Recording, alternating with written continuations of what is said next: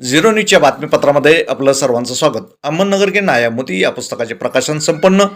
अहमदनगर शहराच्या स्थापना दिनाचे औचित्य साधून लेखक सय्यद अफजल लिखित अहमदनगर के न्यायमूर्ती या पुस्तकाचे प्रकाशन प्रोफेसर मुदस्सिर सय्यद यांच्या हस्ते शहराचे संस्थापक निजाम अहमद शाह यांच्या मजार असलेल्या बागरोजा हडको येथे संपन्न झाले। यावेळी बोलताना प्रोफेसर मुदस्सिर सय्यद म्हणाले की अहमदनगर के न्यायमूर्ती हे पुस्तक केवळ अहमदनगर शहरातील ज्येष्ठ नागरिकांनी केलेल्या कार्याची माहिती देणारे संकलन नसून ते इतिहास जतन करण्याचे महत्त्वपूर्ण दस्तावेज ठरले आहे।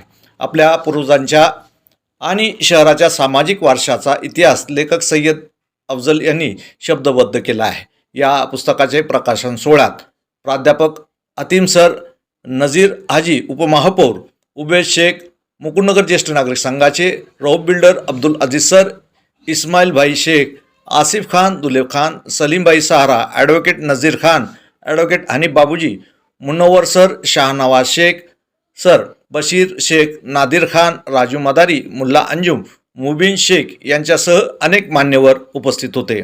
या कार्यक्रमाचे सूत्रसंचालन सबील सय्यद यांनी केले तर आभार प्रदर्शन रमीज सय्यद यांनी मानले। Zero News. It's news impact.